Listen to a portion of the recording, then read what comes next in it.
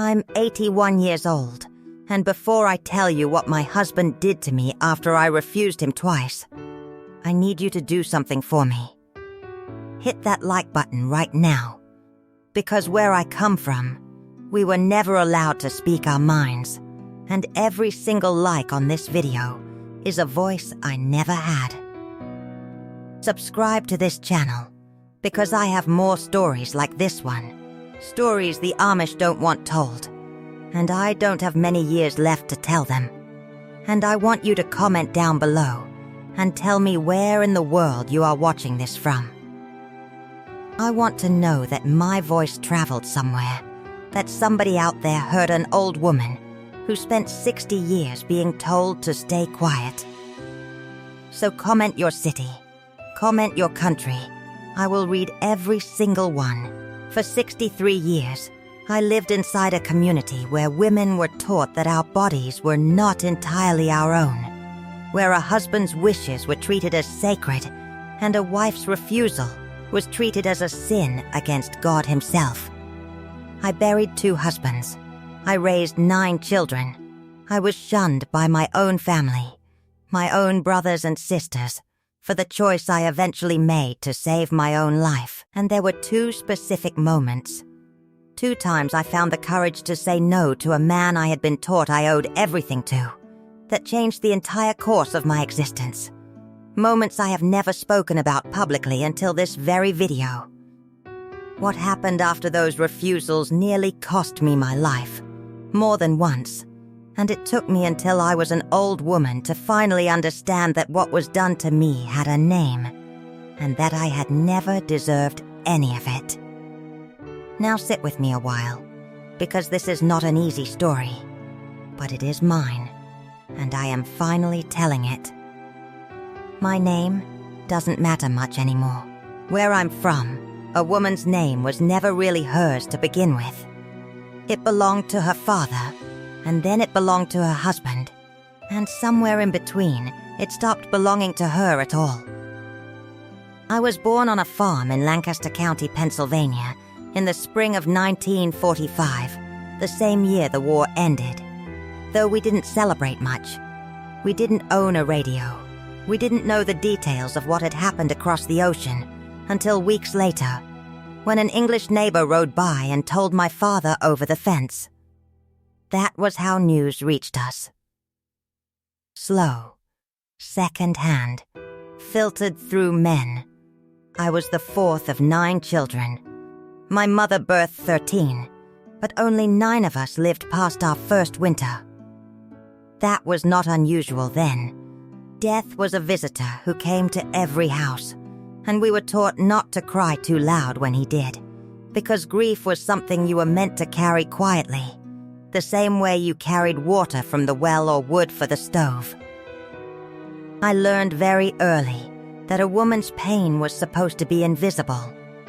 You felt it, you carried it, but you did not let it show on your face, because a woman's face was supposed to reflect peace, obedience, and the will of God in that order.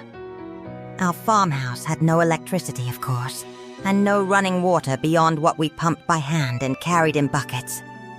We heated the house with a wood stove that my brothers and I fed from dawn until the last person went to bed, and in the deepest part of winter, I remember waking to find the water in the basin beside my bed had frozen solid overnight. We wore the same style of clothing my grandmother had worn, the same style her grandmother had worn before her. Plain dresses in dark colors, aprons, white prayer coverings that we were never, under any circumstances, to be seen without once we reached a certain age. I remember the exact day my mother handed me my first covering, when I was 9 years old, and told me that from that day forward, I was never to appear before a man, even my own father, with my hair uncovered. Because a woman's uncovered hair was considered a kind of nakedness, a shame that belonged hidden. School ended for most of us after the 8th grade, which was the law even for Amish children in Pennsylvania, a compromise reached decades earlier between our elders and the state government. I was a capable student, I want you to know that.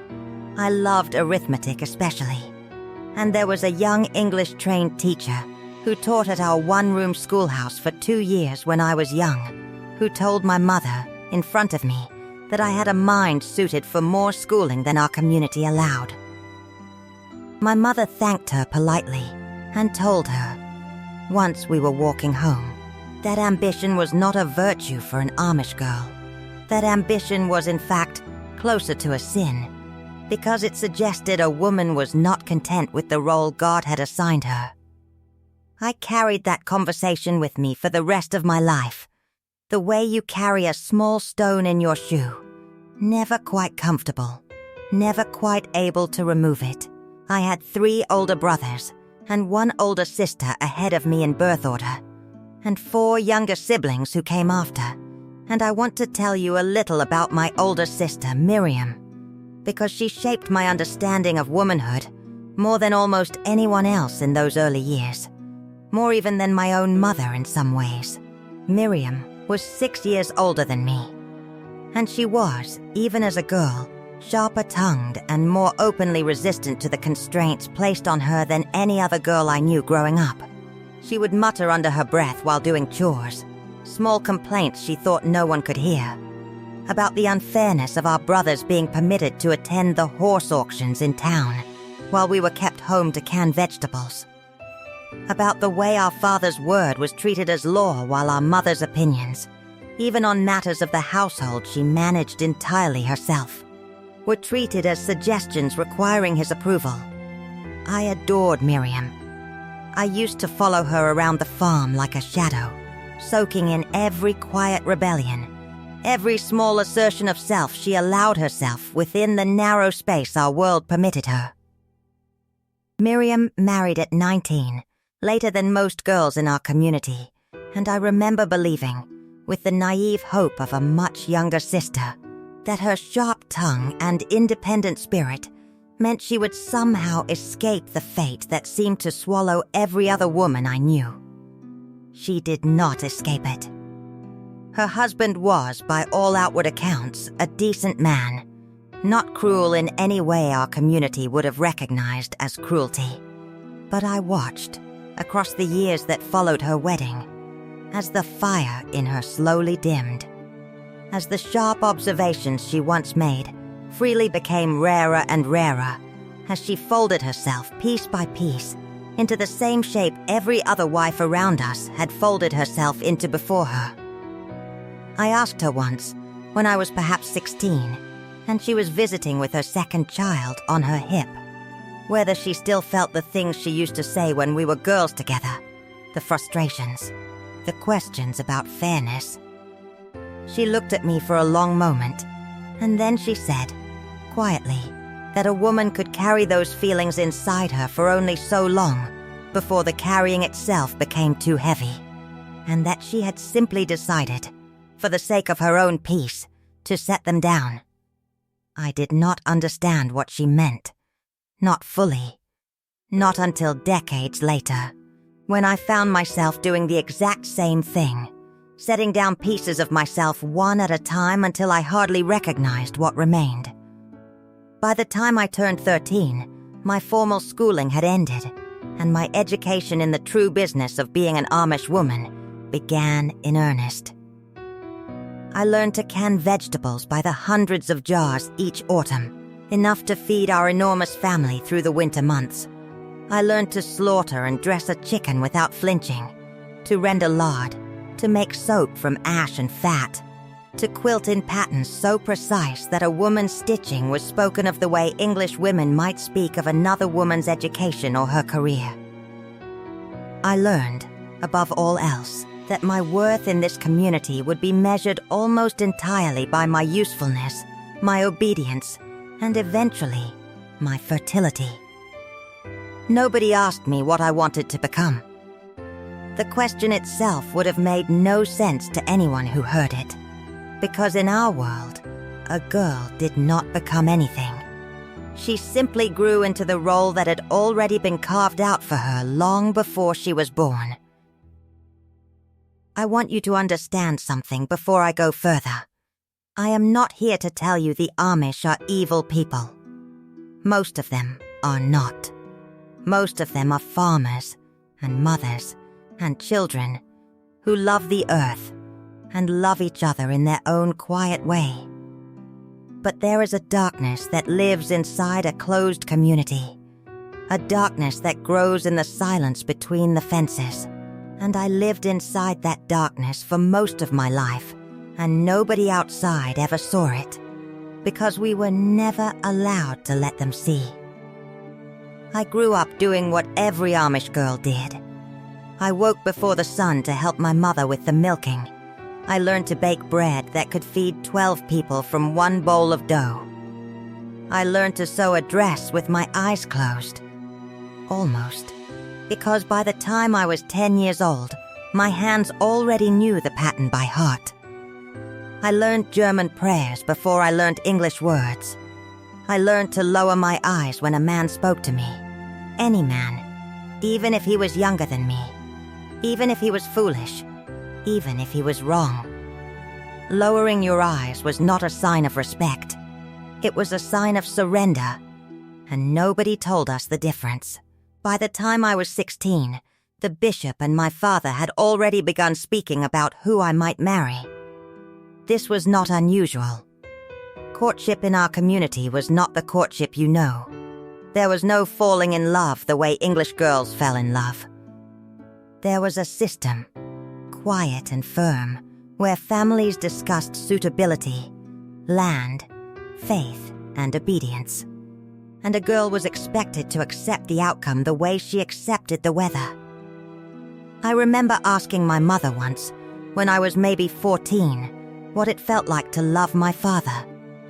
She looked at me for a long moment, and then she said, "Love is not a feeling, child. Love is a duty you perform every day, whether you feel it or not." I did not understand her then. I understand her far too well now. At 17, I was introduced to a man named Amish. He was 26 years old, 9 years older than me, a widower with 2 small children whose first wife had died, giving birth to a 3rd child, who did not survive either. Amish was well respected in our district. He owned 60 acres and a good team of horses, and the bishop spoke of him as a man of great faith and great patience. What nobody told me, what nobody ever tells a 17-year-old girl, was that patience in a man like that often means something very different than what you think it means. It does not mean gentleness. It means he is willing to wait as long as it takes to get exactly what he wants. I remember the first time Amish came to our house to speak with my father formally about me. I was made to sit in the front room, hands folded in my lap, while the 2 men discussed my future as though I were a piece of furniture being appraised for purchase. Amish asked my father whether I was a hard worker, whether I was healthy, whether I came from good stock, his exact words, good stock, as though I were a heifer being considered for breeding rather than a girl with thoughts and fears of her own, sitting 3 feet away listening to every word. At no point during that conversation did anyone ask me what I thought of Amish, whether I found him kind, whether I could imagine building a life alongside him. I was 17 years old, and I understood, sitting in that front room, that my opinion on the matter was, at best, a formality to be gathered later, and at worst, entirely irrelevant to the outcome. I was married to Amish 3 months after we were introduced. There was no long engagement, no time to know him, no real choice given to me in any way that an outsider would recognize as choice. My father called me into the kitchen one evening and told me that Amish had asked for me, and that the bishop approved, and that I would be married in the fall. I asked if I could think about it.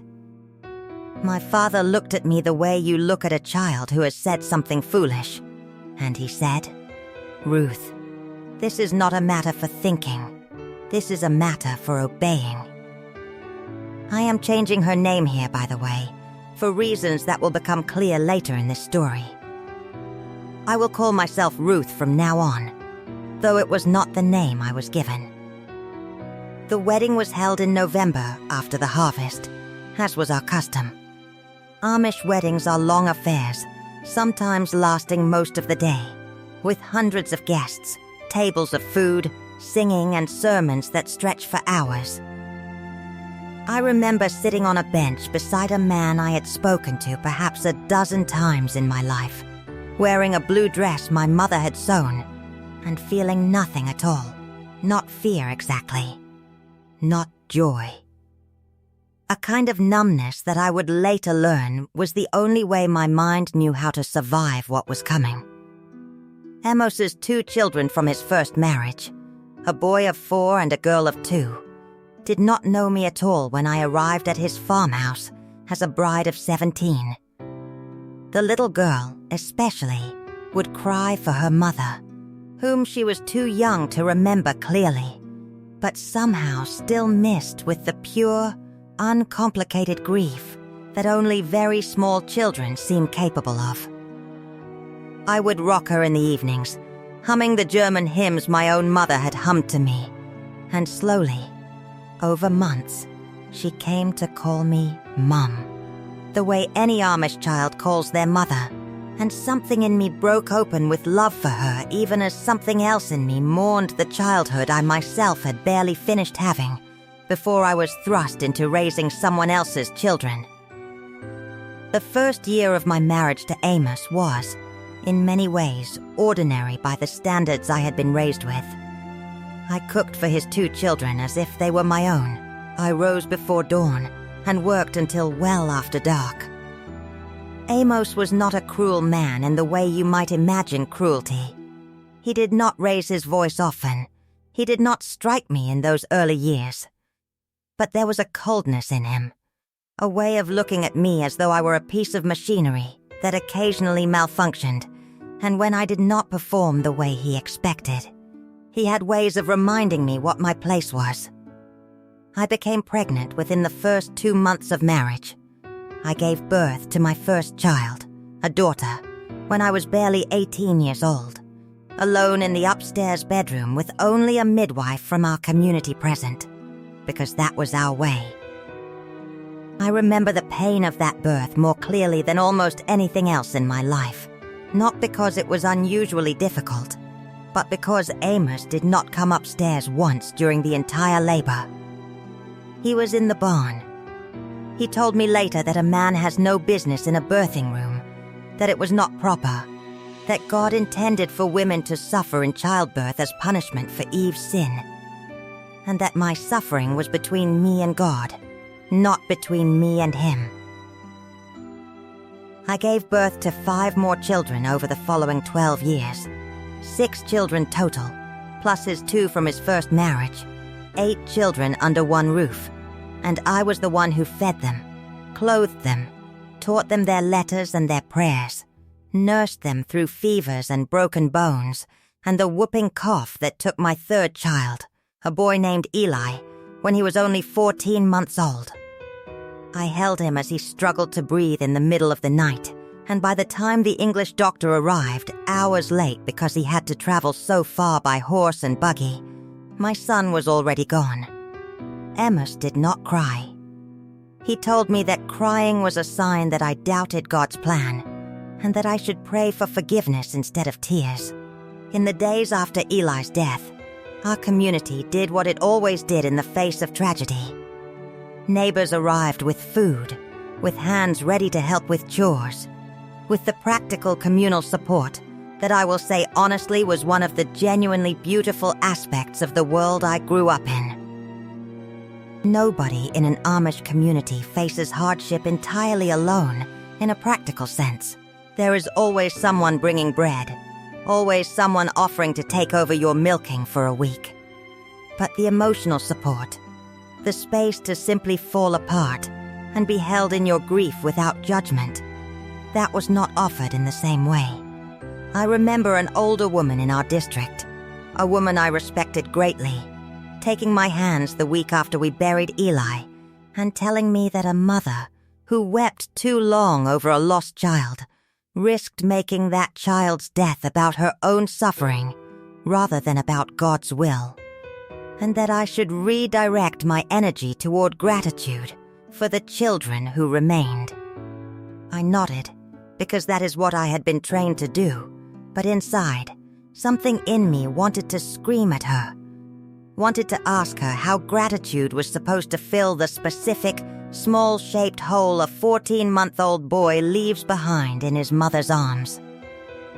I never asked her that question. I simply folded the grief up small enough to carry silently, the way I had been taught to fold everything else. I want you to understand that I loved my children more than my own life, and I was told that grieving one of them too openly was a sin. I tell you all of this not to make you feel sorry for a young woman you will never meet. That girl I was is long gone now. But because I need you to understand the world I lived in before I tell you about the 2 times I refused my husband and what he did to me after. You cannot understand the weight of those 2 refusals unless you understand that in my world, refusing your husband was not seen as a woman asserting herself. It was seen as a woman defying God himself.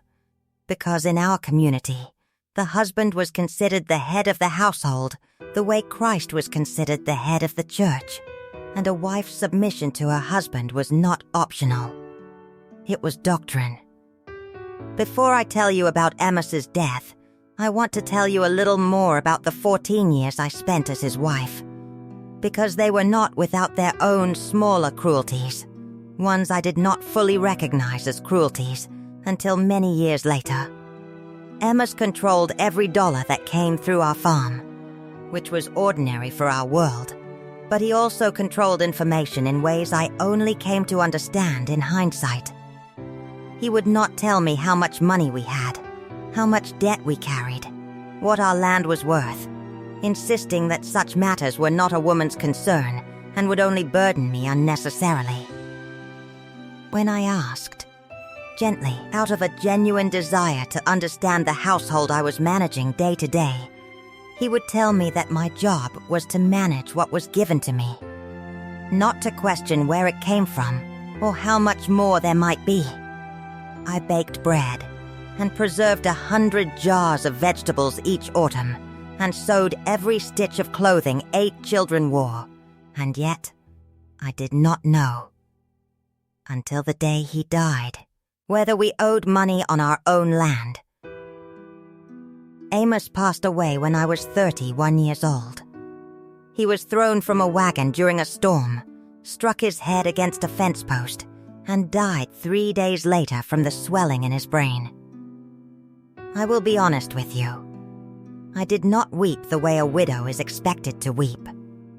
I felt something closer to relief, though I would never have admitted that to another living soul at the time, because a widow who does not weep is a widow who is suspected of something, and suspicion in a closed community can ruin a woman faster than almost anything else.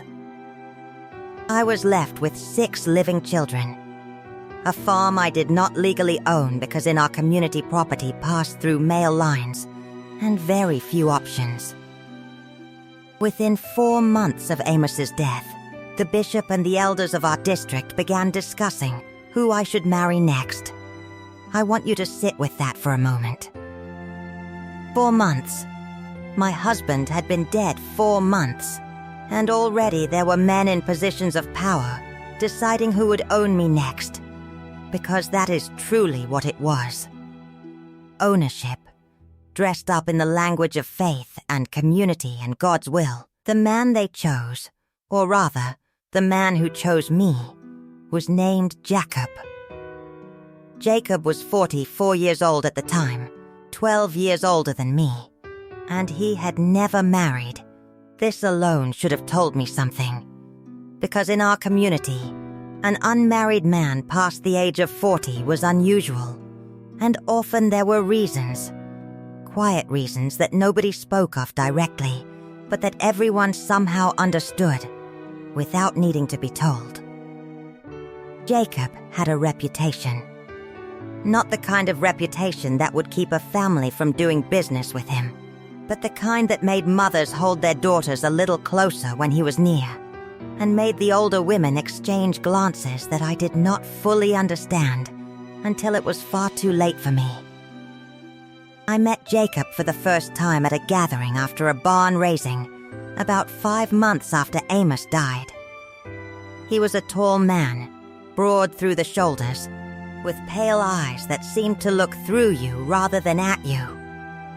He did not speak much that day, but I remember feeling his eyes on me from across the yard while I served food to the men who had worked on the barn. It was not the look of a man admiring a woman.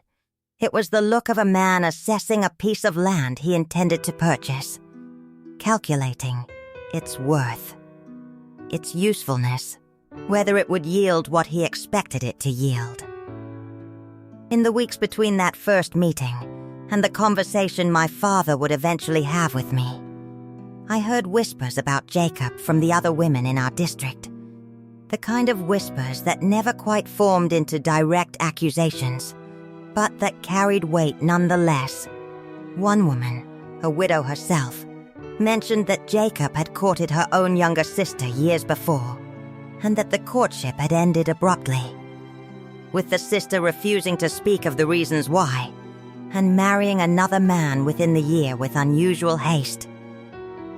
Another woman mentioned, almost in passing, that Jacob's own mother had passed away under circumstances the family never discussed openly, a lingering illness that some attributed to a weak heart and others attributed, in hushed tones, to something closer to a broken spirit. I did not know what to make of these fragments at the time. I was 22 years old, freshly widowed, exhausted beyond anything I had words for, and the fragments felt like gossip, unreliable and unfair to repeat. I have thought of those fragments many times since, and I no longer believe they were simply gossip. I believe now that the women of our community, denied any formal way to warn each other, had developed their own quiet system of signals, a language of whispered fragments passed from mother to daughter and neighbor to neighbor, the only protection available to women who had no other protection at all. Within a week, my father and the bishop came to speak with me. They told me that Jacob had expressed interest in taking me as his wife, and that given my situation, 6 children and no husband, this was a generous offer that I should consider carefully and prayerfully. I asked, as I had asked once before with Amos, if I could have time to think, to get to know this man before committing my life and the lives of my children to him. My father's face grew hard. He reminded me that a widow with 6 children was not in a position to be particular, that Jacob was offering to take on the responsibility of raising another man's children, and that refusing such an offer would be seen not just as foolish, but as ungrateful to God for providing a solution to my difficulties. I want to pause here and tell you something that took me 60 more years to fully understand. The word difficulties is doing a great deal of work in that sentence.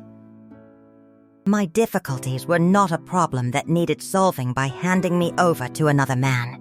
My difficulties were the direct result of a system that gave women no independent means of survival, no right to inherit, no right to earn wages outside the household, no right to make decisions about their own bodies or their own futures. The system created the crisis, and then the system offered itself, dressed as a kind man named Jacob, as the solution. I married Jacob in the spring, 6 months after Amos's death. The wedding was smaller than my first, more subdued, as was customary for a widow remarrying. I remember standing in front of the bishop, repeating vows I had already spoken once before, feeling as though I were watching myself from somewhere outside my own body. My daughter, my eldest, who was 12 years old at the time, held my hand as we walked back to the wagon after the ceremony, and she asked me quietly if I loved Jacob. I told her that love was not something that mattered right now, that our family needed a father, and that God would provide the love in time if we prayed hard enough. I have never forgiven myself for teaching her that lesson, because I watched her repeat it in her own marriage years later. And I know now that I planted that seed myself, even though it had been planted in me by my own mother, who had it planted in her by hers, going back generations. A chain of women teaching each other to accept less than they deserved. The first year with Jacob was quiet, deceptively quiet. He was polite to my children, distant but not unkind. He worked the farm efficiently, and under his management we were more prosperous than we had been under Amish. For a while, I let myself believe that perhaps I had misjudged him, that the strange feeling I'd had the first time I met him was simply grief and fear talking, not any real premonition.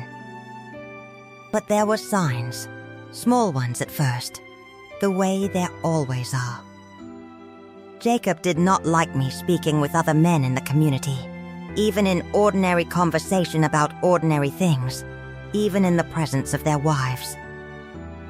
If I lingered too long talking with a neighbor after church, he would find some small task for me to do that pulled me away, always phrased as a request, never a command, but understood as one nonetheless. He kept careful track of how I spent my days, not through anger, but through quiet, persistent questioning that made it clear he expected an account of every hour. I remember one particular afternoon during that first year, when a neighbor woman named Sarah stopped by while I was hanging laundry, and we spent perhaps 20 minutes talking about nothing of any consequence at all. Her daughter's upcoming wedding, a recipe for choufle pie, the price of feed that season. When Jacob came in from the fields and saw us still talking, he did not say anything cross in front of Sarah. He simply waited, standing at a distance, until she said her goodbyes and walked back toward her own farm. Then he asked me, in a tone that sounded almost curious, almost gentle, what exactly Sarah and I had found to discuss for so long. I told him, truthfully, that it had been nothing important, just women's talk. He nodded slowly and said that he was glad it was nothing important, because he would hate for me to be spending time on things that were not important when there was so much that needed doing around the house. I did not think much of this exchange at the time. It was only years later, looking back with clearer eyes, that I understood it for what it was. A small test, a probe to see how I would respond to being questioned about my time, and a lesson, delivered so gently I barely registered it as a lesson at all. That even harmless conversation with another woman was something that required justification to him.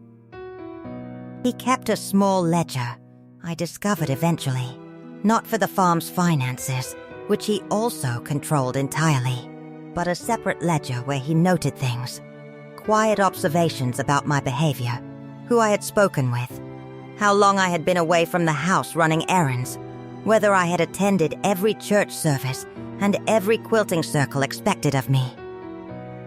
I found this ledger only once, by accident, tucked beneath a stack of farm records in his desk, and I remember the cold feeling that spread through me as I flipped through pages of small, careful handwriting cataloging months of my ordinary life, as though I were a subject under observation rather than a wife sharing a household.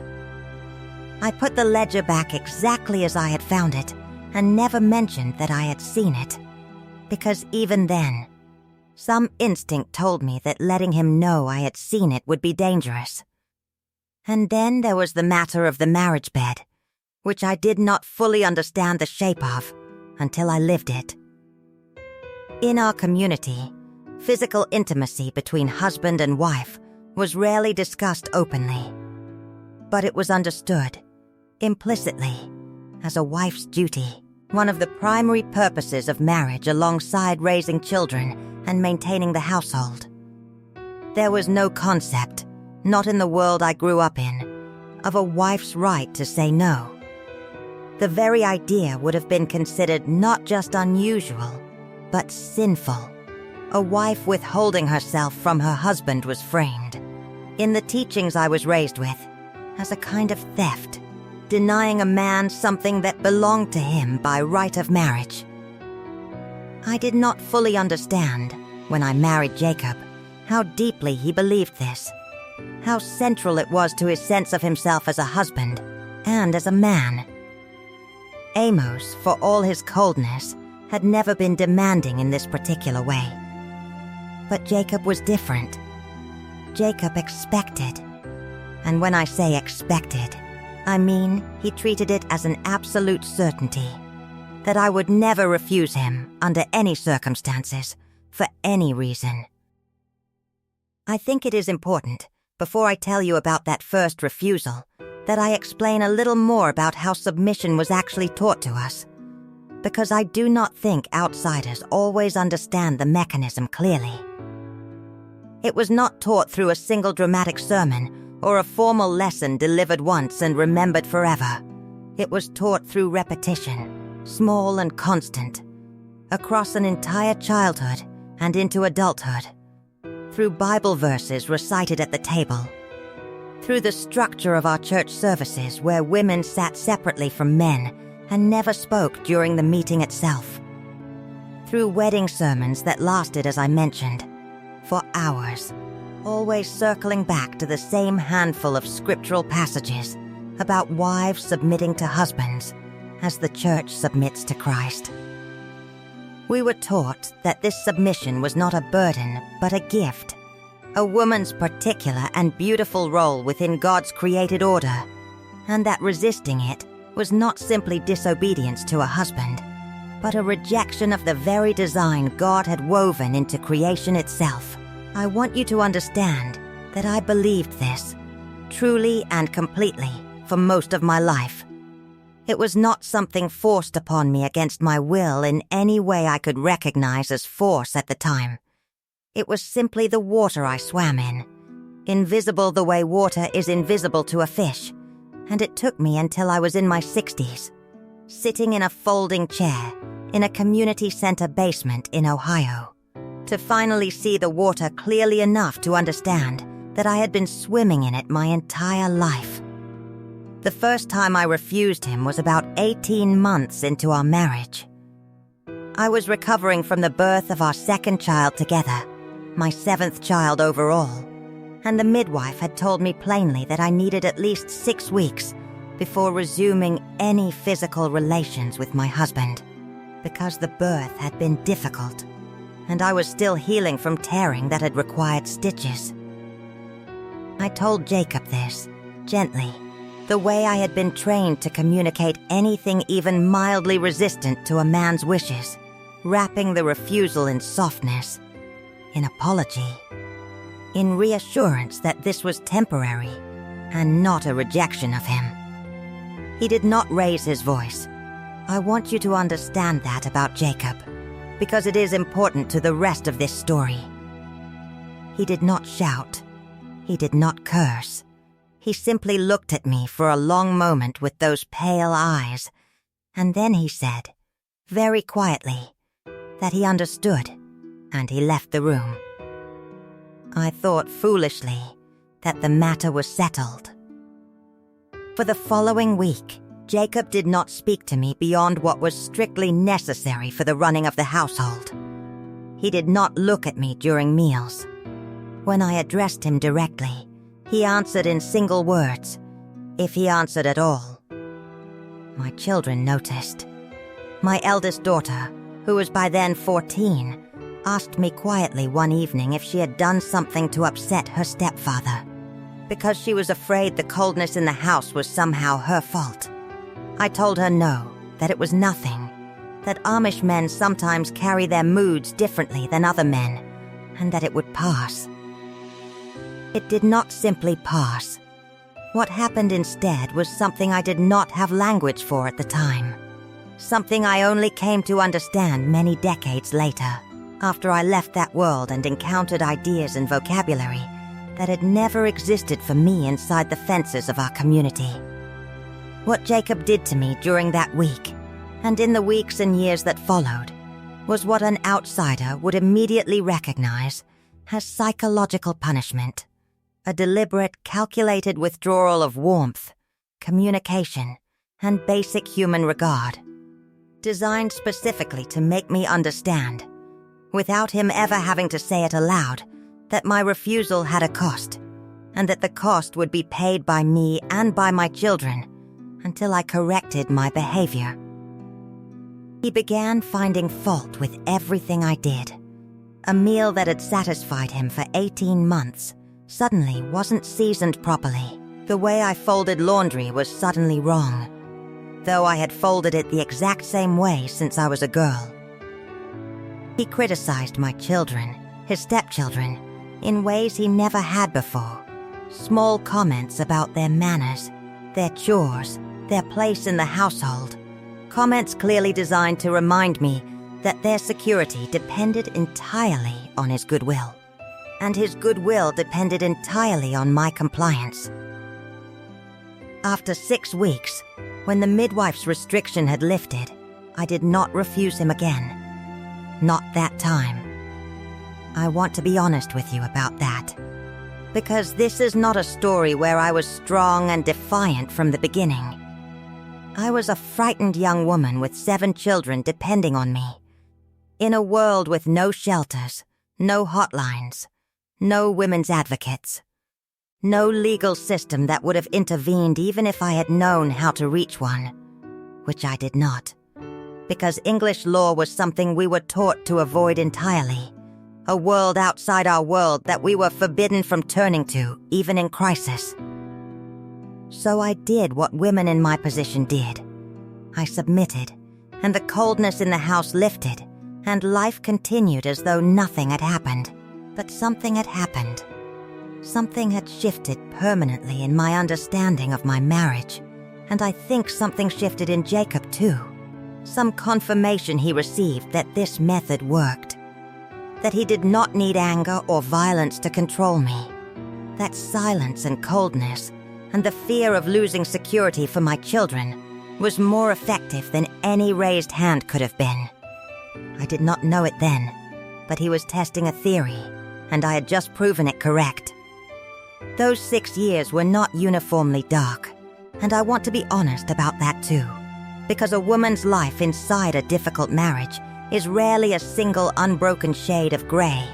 There were mornings I remember with genuine warmth, sunlight coming through the kitchen window while my younger children fought playfully over who got to lick the bowl after I baked. The particular contentment of watching a garden I had planted come into full bloom in June. The deep, uncomplicated joy of holding a newborn against my chest in the quiet hours after a difficult labor. Feeling that impossible mixture of exhaustion and love that I think every mother who has ever lived understands in her bones. Jacob was not monstrous every day, every hour, every year. If he had been, perhaps I would have found the courage to leave far sooner than I did.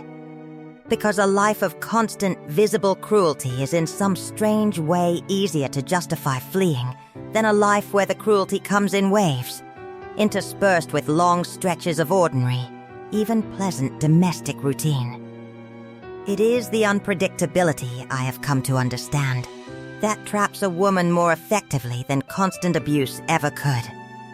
Because you spend your days trying to read the weather of your own household, trying to determine which version of your husband you will encounter that evening, and hope, foolish as it may be, is a very difficult thing to fully extinguish in a human heart, even after it has been disappointed many times before. During those years, I also began, very quietly and very carefully, to build small pockets of independence for myself, though I would not have used that word at the time. I took in extra sewing work from English families who lived near enough to our district to know that Amish women produced quality garments at fair prices. And I kept the money I earned hidden in a tin beneath a loose floorboard in the room I shared with my 2 youngest daughters, telling no one, not even them, what it was for. I did not fully know myself what I was saving it for.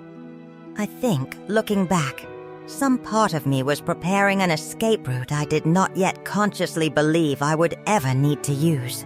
The way you might keep a coat by the door in a house prone to sudden storms, not because you plan to leave, but because some animal instinct in you understands that you might need to. Someday, without warning. 6 more years passed. I gave birth to 2 more children with Jacob, bringing my total to 9 children living, plus the memory of the son I had lost with Amish. My eldest daughter married at 17, following the same path I had followed, meeting a man chosen with input from her father and the bishop, though I want to say with some small comfort that her husband turned out to be a genuinely gentle man, and her marriage, unlike my own, was a happy one. Perhaps some prayers are answered, even when we don't understand why some are and some aren't. I was 39 years old when the second refusal happened, the one I promised to tell you about, the one that changed the entire remaining course of my life. By this time, I had been married to Jacob for 8 years. My body had carried 9 children. I had buried 1 child and raised 8 more, plus helped raise Amos's 2 from his first marriage. I had worked every day of my life since before I could remember, without rest, without wages, without recognition beyond the occasional grudging comment that I kept a decent house. That autumn, I fell seriously ill. It began as a fever that would not break, accompanied by a pain in my abdomen that grew worse over several days. Eventually, an English doctor was called, over Jacob's initial objections, because by then even he could see that something was seriously wrong. I was diagnosed with a severe infection, likely originating from complications of my last pregnancy that had never fully healed, and I was told, in no uncertain terms, that I required an operation. And afterward, an extended period of complete physical rest. No lifting, no strain, and absolutely no sexual activity for a minimum of 3 months. Because the surgery involved my reproductive organs directly, and any strain during that period risked severe complications, hemorrhage, even death. I remember lying in the hospital bed in Lancaster, one of the very few times in my entire life I had been inside a proper hospital rather than treated at home by a midwife or a doctor making a house call, and feeling a strange, disorienting sense of safety within those sterile white walls. Safety I had not felt inside my own home in years. The English nurses were kind to me in a way that felt almost foreign, asking me directly how I was feeling, whether I was in pain, what I needed.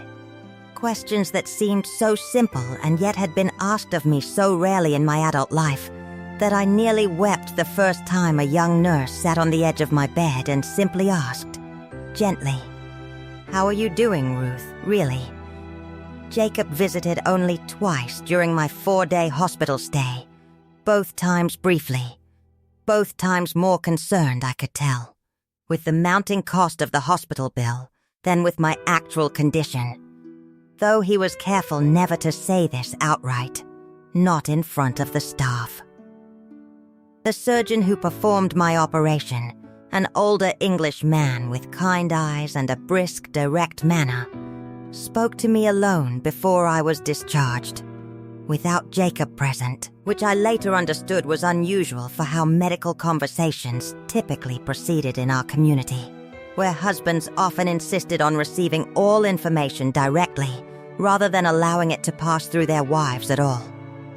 He told me plainly, looking directly into my eyes in a way few men in my life ever had, that the surgery had been more extensive than initially anticipated, that there had been significant internal damage requiring careful repair, and that I needed to understand, truly understand, not simply hear as a polite suggestion, that any strain on my body during the recovery period, and he specified sexual activity by name, without euphemism, could result in hemorrhage severe enough to be fatal. I remember him repeating the word fatal twice, as though he sensed, correctly as it turned out, that this instruction might not be respected once I returned home, and he wanted to be certain I at least understood the stakes clearly, even if I would prove powerless to enforce them. I told Jacob this. I remember the conversation exactly, because I remember bracing myself for the coldness I knew would follow, the coldness I had lived with once before and had spent 8 years carefully avoiding by never again giving him reason to withdraw his approval from me.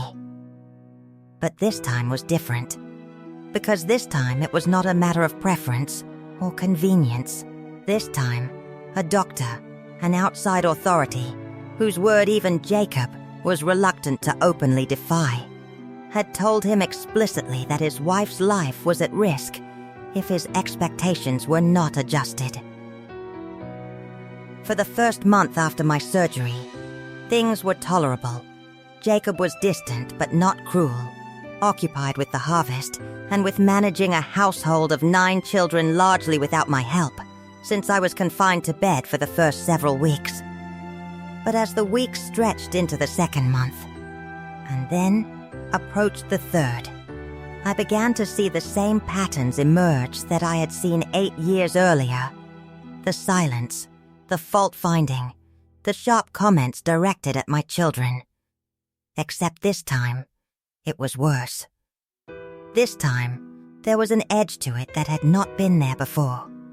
An impatience that seemed to be building towards something, rather than settling into the familiar rhythm of cold punishment I remembered. I did not understand, at the time, what was different. I understand now, looking back with 81 years of life behind me, that a man like Jacob does not simply accept limitation gracefully twice. The first refusal had been endured because it resolved quickly. This second one, stretching across 3 long months, forced by a doctor's authority rather than my own request, seemed to activate something darker in him. A resentment that had perhaps always been there beneath the surface, waiting for a reason to surface fully. During those 9 weeks, I watched Jacob's patience erode day by day, in ways I had learned, over 8 years of marriage, to read like weather signs on the horizon. He began sighing heavily when he passed my bed in the mornings, a small sound meant to be heard, meant to communicate without words the burden he felt himself carrying.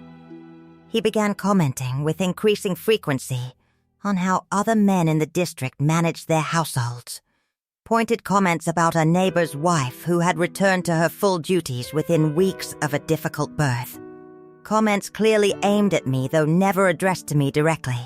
My eldest daughter, visiting one afternoon during the 7th week, pulled me aside in the kitchen and told me quietly that she did not like the way her stepfather had been looking at me lately. A kind of coiled tension in him that reminded her, she said, of the way a dog looks right before it decides to bite. I told her she was imagining things, that everything was fine, the same lie I had been telling myself for years by then, worn smooth from so much repetition that it slid off my tongue without any real resistance at all. I prayed during those weeks, more fervently than I think I had ever prayed in my life, not for Jacob's patience to hold, though I told myself that was what I was praying for. But really, underneath the words I spoke aloud, I was praying for something I did not yet have language to ask for directly, some kind of release from a fear that had taken up permanent residence beneath my ribs. I did not yet understand that the God I had been raised to believe endorsed every part of the structure I lived within, might not in fact endorse a man forcing himself upon his wife, against a doctor's explicit warning that doing so could kill her. Nobody had ever taught me to separate those two things, the will of God and the will of my husband, because for my entire life I had been taught they were essentially the same thing, spoken through the same authority, requiring the same absolute obedience.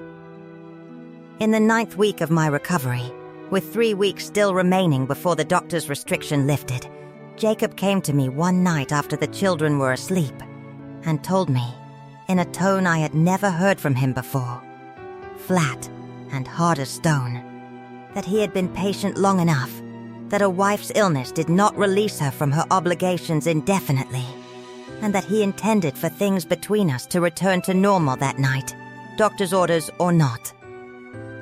I refused him.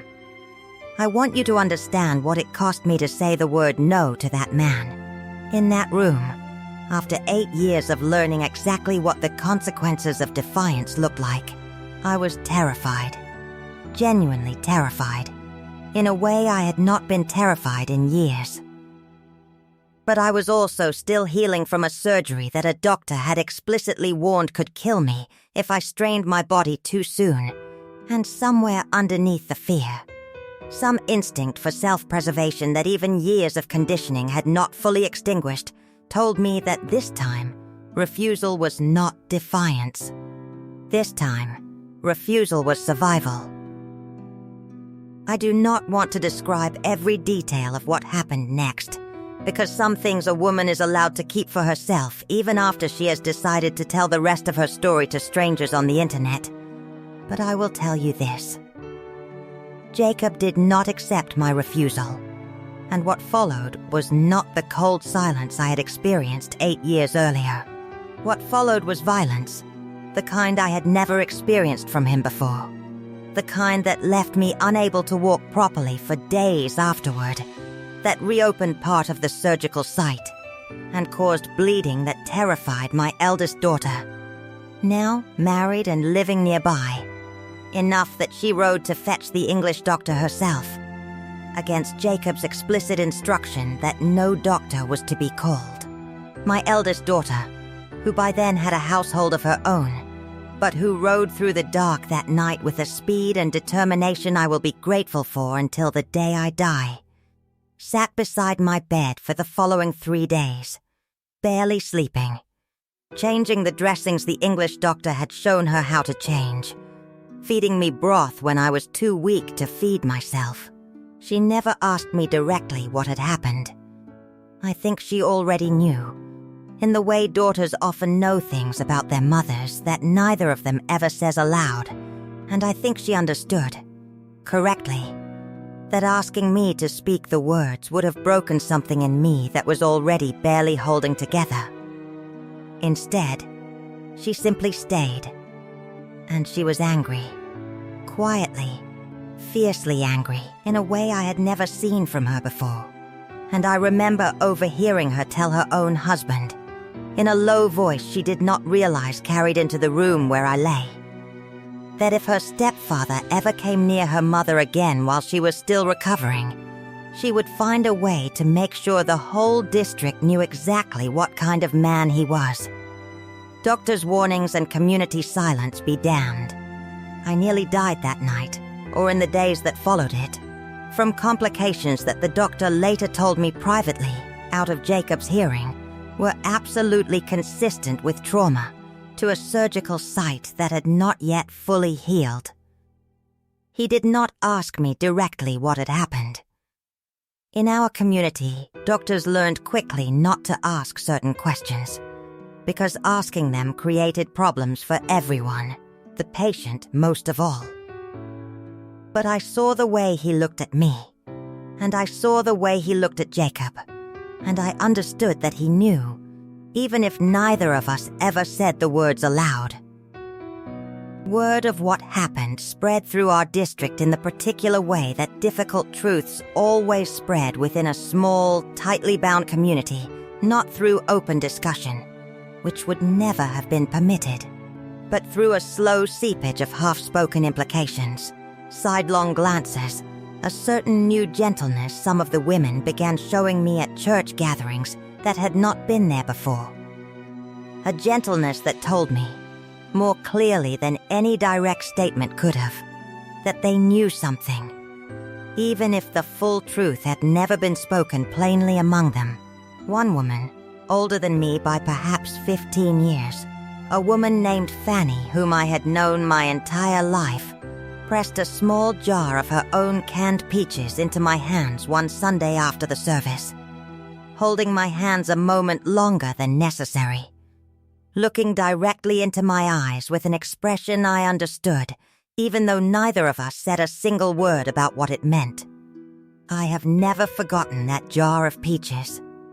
I ate them slowly over the following weeks, and each spoonful felt like a small act of communion with a woman who could not help me in any practical way, who could not change the structure that bound us both, but who wanted me to know, in the only language available to her, that I was seen, and that I was not imagined to be at fault for what had happened to me. The bishop, for his part, never spoke to me directly about the incident, not once, in all the years that followed. I do not know to this day exactly what he knew, or what conclusions he privately drew, but I know that he never once initiated a conversation with Jacob about how a husband ought to treat a wife recovering from surgery. Never once suggested that what had happened crossed any line the church considered worth addressing. This silence, more than almost anything else, taught me the deepest lesson of my entire life within that community. That a woman's suffering, however severe, however medically documented, however nearly fatal, simply did not register as a matter requiring the church's intervention, so long as it occurred within the boundaries of a lawful marriage, between a husband and wife bound by vows the community had witnessed and blessed. I want to tell you what happened after that, because the physical violence, terrible as it was not actually the worst part of what Jacob did to me.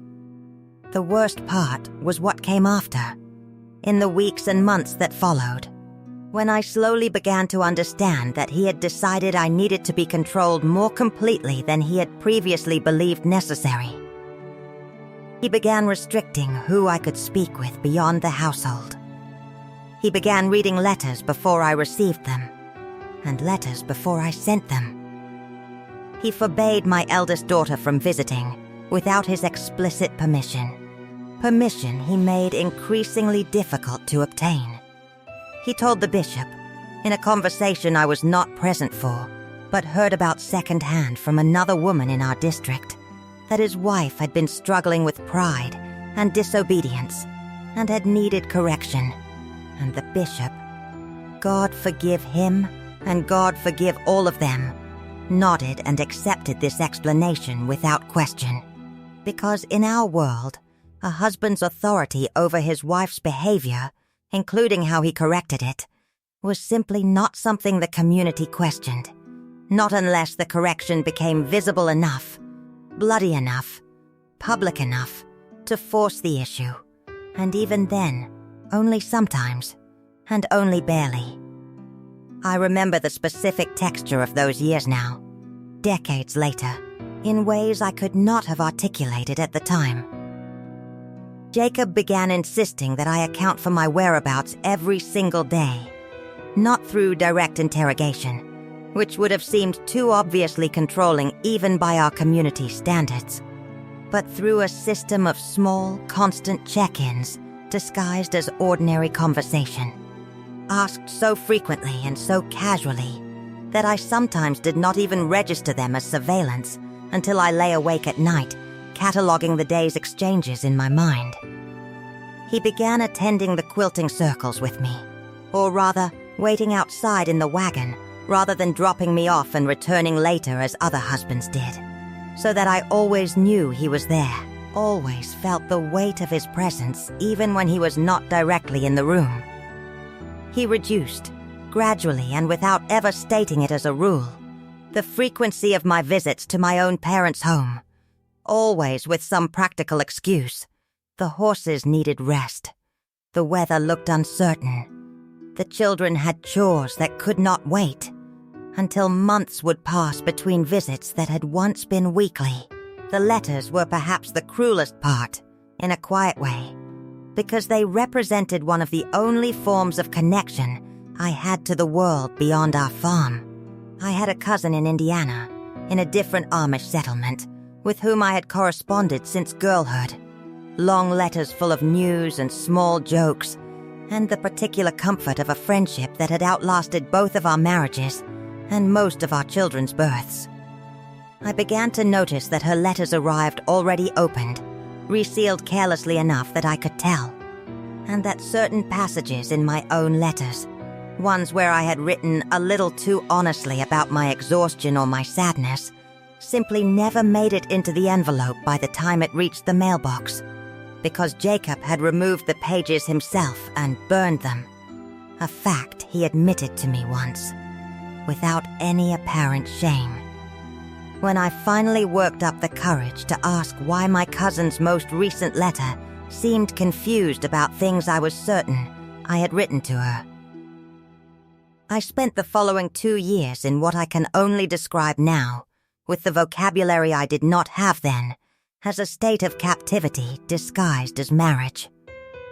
Jacob did not repeat that specific violence again, not in that exact form. I think in part because the bleeding had frightened even him, had made him fear consequences he was not prepared to face if I had actually died. But he found other ways to ensure I never refused him again, ways that did not leave visible marks, ways built entirely on isolation, surveillance, and the constant low-grade terror of never knowing which small action might trigger the next punishment. I thought about leaving. I want you to know that I thought about it constantly, turned the idea over in my mind the way you turn over a stone looking for something useful underneath it. But where does a 41-year-old Amish woman go, with 9 children, no money of her own, no education beyond an 8th grade level, no experience navigating the English world, no family willing to shelter a woman who left her husband?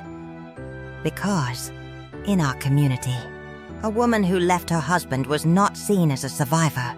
She was seen as an apostate, someone who had rejected God's order, and her own family, my own parents, would very likely have turned me away at their door, rather than risk the shame and shunning that would follow from harboring a runaway wife. I stayed for 11 more years, 11 years of small, careful compliance, of learning exactly how much of myself I needed to surrender to avoid triggering another episode like the one that had nearly killed me. I want to tell you about a particular night during those 11 years, because I think it captures something about that period better than any general description could. It was winter, and one of my younger sons had come down with a severe fever, the kind that made a mother's stomach drop with memories of the child she had already lost to fever years before. I sat up with him for 2 nights straight, pressing cool cloths to his forehead, praying in the German I had been taught as a girl, bargaining with God in the particular desperate language every mother who has watched a sick child in the dark hours understands instinctively. On the second night, exhausted beyond anything I can fully describe to you now, I fell asleep sitting upright in the chair beside his bed, and I dreamed, vividly, of a road I did not recognize, wide and paved. The kind of road that only existed in the English world beyond our fences, and in the dream I was walking down that road alone, carrying nothing, and I felt, for the length of that dream, a lightness in my chest that I had not felt in years. I woke to find my son's fever had broken, thank God, and I never told anyone about that dream. Not for decades. But I have never forgotten it, because I think it was the first time some deep part of myself, some part that had not entirely surrendered even after everything, dared to imagine a different life at all. There were other women in the district, I came to understand slowly over those years, living lives that rhymed with mine in ways we never discussed openly, but somehow recognized in each other anyway. A particular tightness around the eyes, a particular way of flinching very slightly when a husband raised his voice even in ordinary conversation. A particular carefulness in how we phrased even the smallest requests. We did not have a word for what was happening to us. We did not have support groups. We did not have hotlines. We did not have the language of the English world that would eventually give me the vocabulary to understand my own life clearly. Words like coercive control, and domestic abuse, and trauma. Words I would not encounter until I was well into my 60s. What we had instead was a kind of silent sisterhood, expressed mostly through small kindnesses. An extra jar of preserves left on a doorstep without explanation. A hand held a moment too long after church. A look exchanged across a room that said, without any words at all, "I see you. I understand more than I am permitted to say. You are not imagining this, and you are not alone in it."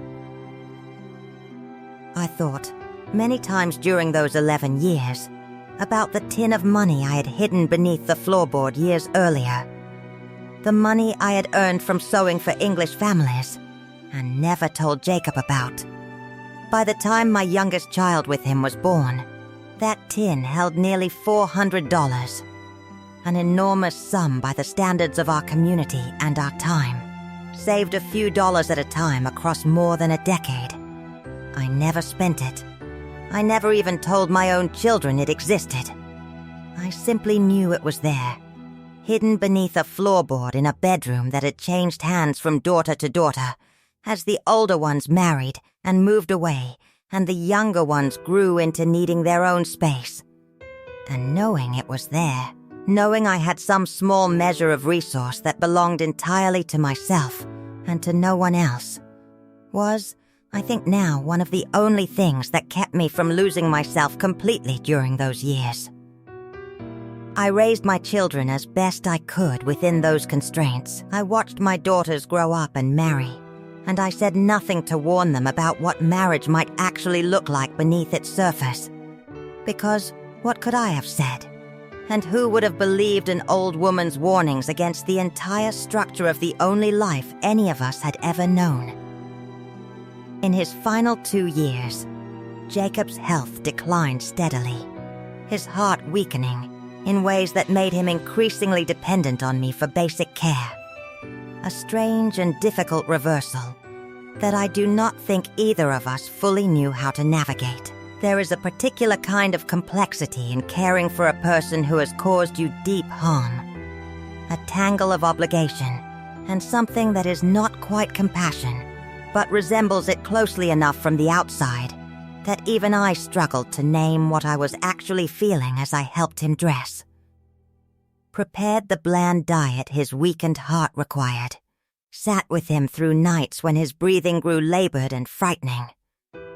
People sometimes ask me, especially in the comments on these videos, whether I have forgiven Jacob, and I want to answer that question honestly, because I think the honest answer is more useful than the simple, tidy one people often expect from an old religious woman. I have spent many years thinking about forgiveness, turning it over the same way I once turned over the possibility of leaving, examining it from every angle I could manage. I do not carry active hatred for Jacob any longer, and in that narrow sense, perhaps you could call what I feel a kind of forgiveness. I do not wish him further suffering than the suffering his own weakening heart eventually brought him. But I want to be very clear that forgiveness, for me, has never meant excusing what he did, or pretending it did not cause the harm it caused, or believing that his actions were somehow understandable given the constraints of the world we both lived within. I think there is a version of forgiveness taught within many religious communities, including the one I grew up in, that asks victims to erase the wrong entirely, to behave as though it never happened. And I reject that version completely. The forgiveness I have found slowly over these later years is simply this, that I have released myself from the burden of carrying rage for him every single day, because that rage, however justified, was only ever hurting me, the one person still alive to feel it. I do not believe he ever apologized to me, not once, not even as death approached and men in our community sometimes softened sought forgiveness, tried to make some kind of peace with the wrongs they had done, Jacob, to the very end, spoke of our marriage as though it had been a reasonably successful arrangement, occasionally referencing, with what I can only describe as genuine confusion, moments when I had seemed distant or unhappy, as though my unhappiness across 2 decades had been a puzzling anomaly rather than the entirely predictable result of how he had chosen to treat me. Jacob died when I was 52 years old, of a heart ailment that had been building for years, and I will tell you honestly, and I am not ashamed to tell you this now at 81 years old, that when I stood beside his grave, I felt something I had not felt in over 20 years of marriage to him. I felt free. I felt, for the first time since I was a girl of 17, that my body and my choices belonged to me again, even if I did not yet know what to do with that freedom. I did not remarry a 3rd time. This, more than almost anything else I did in my life, scandalized our community. A widow in her early 50s, still young enough by our standards to remarry, choosing instead to remain alone, was viewed with deep suspicion. The bishop spoke to me twice about my duty to consider remarriage, framing my resistance as a spiritual failing, a prideful insistence on independence that God had never intended for women. I told him, both times, that I needed time to grieve, which was technically true, though the grief I was working through was not entirely for Jacob. It was for the 35 years of my own life I had spent as someone else's possession. I lived a quiet decade after that, running the farm with the help of my adult sons, watching my grandchildren grow, attending church, maintaining the outward appearance of a faithful, obedient Amish widow, because I still did not have anywhere else to go, and I still believed on some level that this life, imperfect and painful as it had been, was the only life available to me. The second time the bishop spoke to me about remarriage, I remember it took place in his own kitchen, his wife serving us coffee and then quietly excusing herself, leaving the 2 of us alone at the table in a way that felt, even then, deliberately arranged to make refusal harder. He told me that a woman of my age, healthy, capable, still able to bear children if God willed it, had a responsibility to the community not to waste the years God had given her in solitude. He reminded me, gently but unmistakably, that my continued independence reflected poorly on my family, suggested to onlookers that perhaps something had gone wrong in my previous marriages that made me unfit or unwilling to be a proper wife again. A suggestion that stung more than he likely realized, given how close it came to a truth he had no idea he was brushing up against. I told him, as steadily as I could manage, that I had raised 9 children and buried 1 and buried 2 husbands, and that I believed God understood a woman's need for rest, even if the bishop himself did not. He did not raise the subject with me again after that conversation, though I do not know whether that was out of respect for my answer, or simply because. By then, I had begun to be regarded in the district as a somewhat difficult, somewhat stubborn widow, a reputation I found, to my own surprise, that I did not entirely mind carrying. Those 10 years were not without their own quiet satisfactions. I watched my youngest children finish growing up under a roof no longer darkened by Jacob's particular brand of coldness. I ran the farm's household finances myself for the first time in my adult life, and discovered, with something like astonishment, that I was perfectly capable of managing money, of understanding the ledgers that both of my husbands had kept from me across 35 years of marriage, of making decisions about crops and livestock and repairs that turned out, more often than not, to be sound decisions. I want to tell you that this small taste of competence and independence, arriving so late in my life, was one of the sweetest things I had ever experienced. Sweeter in some ways than anything that had come before it, because it was entirely mine, earned and understood by no one's authority but my own good sense. Everything changed when I was 63 years old. My youngest daughter, the last child I bore with Jacob, had by then left the community herself during her Rumspringa, the period of limited freedom given to Amish youth before they choose whether to be baptized into the church. Unlike most young people who eventually return and commit to the faith, my daughter did not return. She built a life in the English world, went to community college, became a nurse, and married a kind man from Ohio who had never heard of the customs I had spent my entire life bound by. For years, I had almost no contact with her, because leaving the community as she did meant, in the eyes of our church, that she was to be shunned, and I, as a baptized member, was expected to have no meaningful relationship with her, not to visit her home, not to eat at her table, not to accept gifts from her hand. I want to tell you honestly that for the first several years after she left, I obeyed this expectation, out of fear, out of habit, out of a lifetime of conditioning that told me the community's rules mattered more than my own daughter's presence in my life.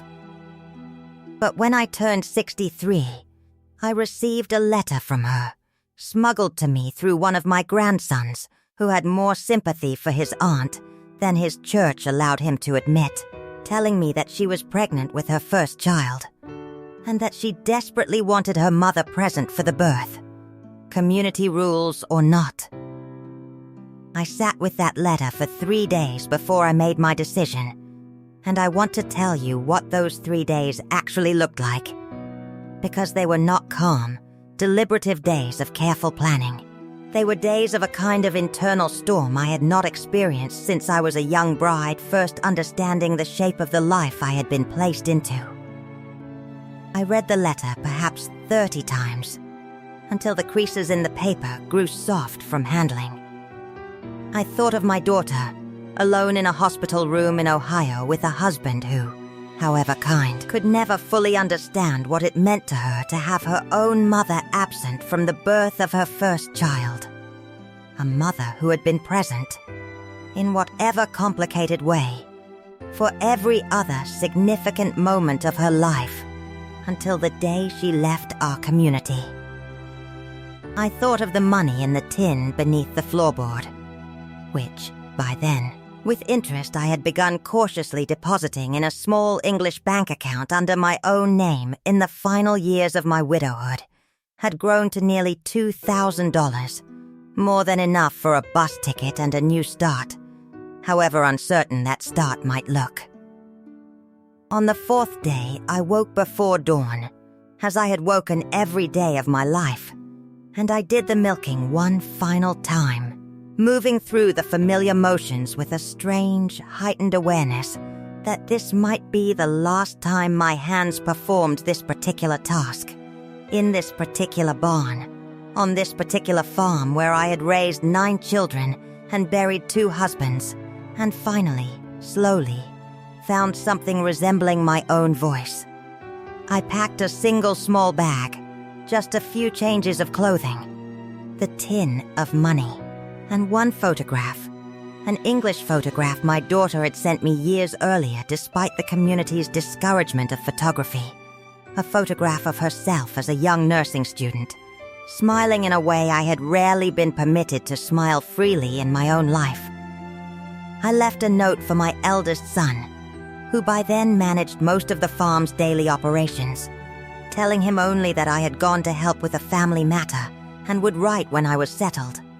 A deliberately vague explanation because I did not yet know, standing in that kitchen at 5 a.m, exactly how much I was prepared to reveal, or how much time I would have before word spread, and the community's response began in earnest. I walked to the phone shanty that our community kept for emergencies, my heart pounding so hard I could feel it in my throat, and I called a taxi to take me to the bus station, and I left, at 63 years old, with almost nothing except the clothes on my back and a lifetime of buried grief, to go be with my daughter. The taxi driver, an older English man who had driven Amish passengers to the bus station many times before and had clearly learned not to ask too many questions, glanced at me once in his rearview mirror and simply said, "Safe travels, ma'am," before falling silent for the rest of the drive. And I remember feeling an almost unbearable gratitude for his silence, for the simple fact that he treated me as an ordinary woman going about ordinary business, rather than as the runaway I felt myself to be. I will not pretend that decision was simple or that it did not cost me. It cost me everything, in the eyes of the community I had spent my entire life inside. I was formally shunned within weeks of leaving, my name read aloud in church as someone to be avoided by faithful members. My own siblings instructed not to speak to me beyond the barest necessary communication. My own grandchildren, the ones still inside the community, forbidden from visiting me freely. I lost, in a single decision, nearly every relationship I had built across 63 years of life. I want to tell you specifically what shunning looks like from the inside, because I do not think most English people understand how thorough, how total, it truly is. My own brother, a man I had helped raise, whose diapers I had changed when I was a girl of 10 and he was a baby, would not accept a piece of mail from me after my formal shunning was announced. If I called the community phone shanty and he happened to answer, he would speak only long enough to tell me that he could not speak with me. And then, the line would go dead. My mother, elderly by then herself, was permitted a narrow exception under our church's rules, what was called the band's mercy provision for parents of a certain age caring for a shunned child's basic welfare. And so she alone continued writing to me, brief, careful letters that never once mentioned my decision to leave directly, as though by not naming it, she could somehow soften its reality for both of us. She died 4 years after I left, and I was not permitted to attend her funeral in the traditional sense, standing instead at the very back of the cemetery, at a distance, watching my siblings and their families gather around her grave without me, because a shunned member attending in any more visible way would have been considered a disruption to the solemnity of the occasion. I stood behind a fence line that day, in my English clothes, watching my mother lowered into the ground, and I will tell you honestly, that was the single hardest day of my entire life, harder even than anything Jacob ever did to me. Because grief unshared, grief witnessed from behind a fence, is its own particular kind of wound. I want to tell you about the moment I actually arrived at the hospital in Ohio, 3 days before my granddaughter was born, because it stands in my memory as one of the sharpest contrasts of my entire life. I sat in the waiting room of that hospital, in clothes that were not quite English, yet not quite Amish either. A strange in-between wardrobe my daughter had hastily assembled for me before I even had the chance to buy anything of my own. And I watched through the little window into the room as my daughter labored with a team of nurses and her own husband right there beside her, holding her hand, speaking to her gently, present for every single moment of the birth in a way no husband I had ever known, including both of my own, had ever been present for the births of their children. When the baby finally came, they invited me in within the hour, not days later, not after the fact, but right there, close enough to the birth itself that I could still hear my daughter's exhausted, joyful laughter as I walked through the door. I held that baby, my granddaughter, in a warm hospital room with soft lighting, and a father who wept openly at the sight of his daughter, and I thought of every birth I had ever experienced myself, alone upstairs with only a midwife, no husband present.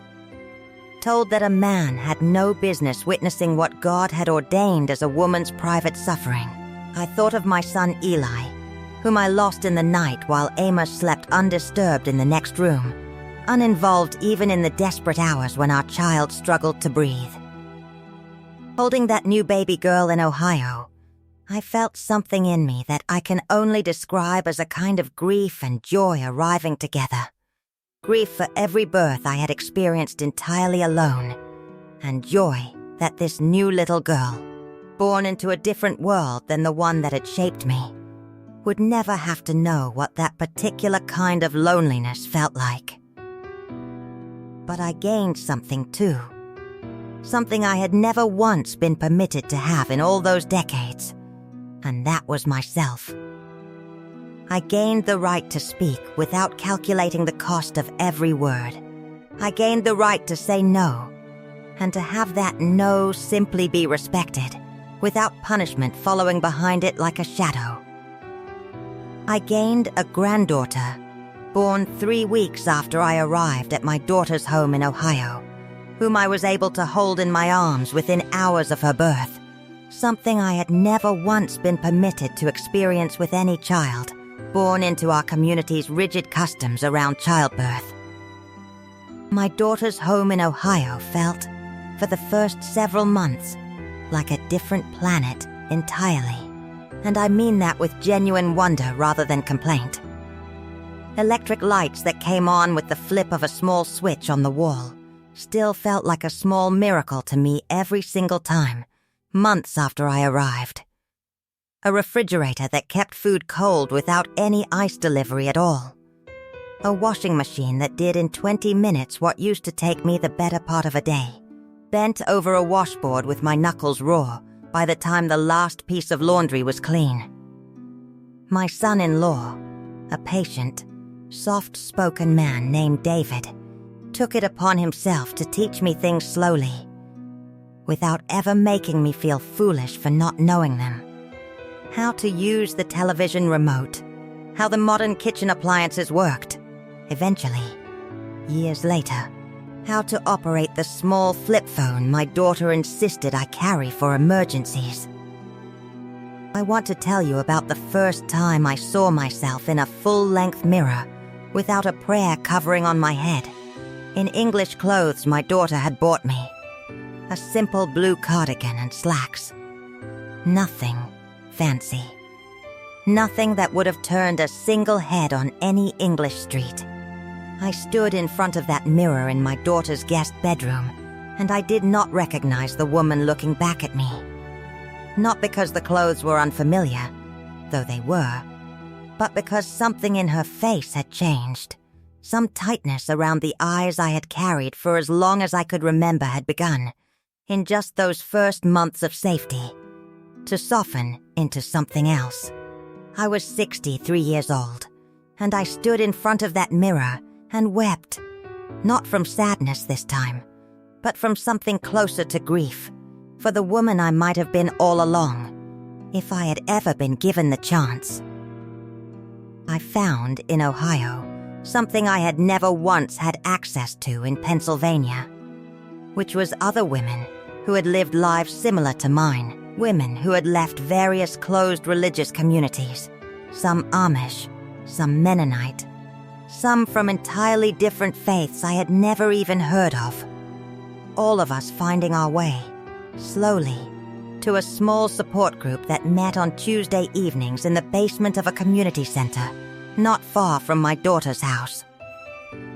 I remember the first time I attended, sitting in a circle of folding chairs with perhaps 8 other women, listening to a woman perhaps 15 years younger than me describe an experience with her own husband that was, in its broad shape if not its exact details, so similar to my own story with Jacob that I had to excuse myself to the restroom to compose myself.